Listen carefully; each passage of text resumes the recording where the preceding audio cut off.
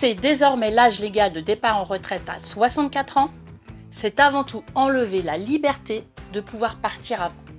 C'est brutal, parce que la réforme s'applique dès maintenant pour des salariés déjà en train de préparer leur départ en retraite.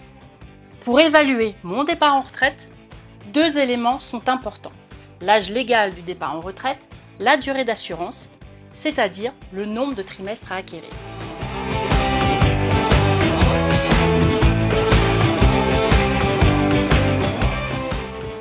L'âge légal du départ en retraite est l'âge à partir duquel je peux légalement demander à partir à la retraite. Cet âge minimal est obligatoire. Je ne peux absolument pas partir avant, sauf cas très particuliers de longue carrière ou d'invalidité. En revanche, l'âge légal atteint, je peux demander à partir même si je n'ai pas le nombre de trimestres requis pour obtenir une retraite à taux plein. Vous l'aurez compris, l'âge légal de départ minimal en retraite est contraint. Sur ce point, la réforme porte l'âge légal de départ à 64 ans. En effet, l'âge légal de départ est repoussé de 2 ans pour toutes les personnes nées à partir de 1968.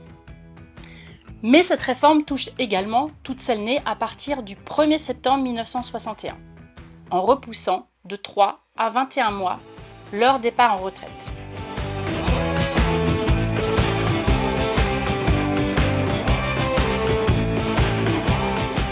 La durée d'assurance requise, quant à elle, est le nombre de trimestres à obtenir tout au long de ma carrière, afin de partir en retraite avec un taux plein. Si je choisis de partir avant, sans avoir atteint le nombre de trimestres requis, ma pension sera moindre.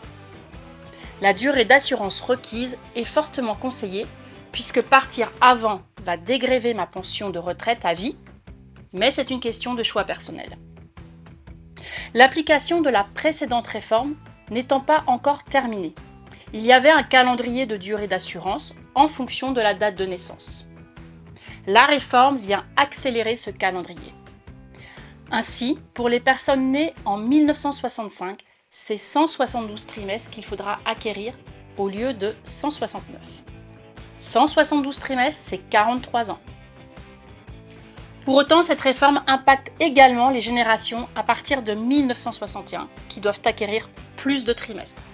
J'espère que cette séquence vous a permis de mieux comprendre l'impact de la réforme sur les conditions générales pour partir en retraite. Et je vous donne rendez-vous dans une prochaine vidéo pour décrypter la spécificité du cas des femmes ayant eu des enfants.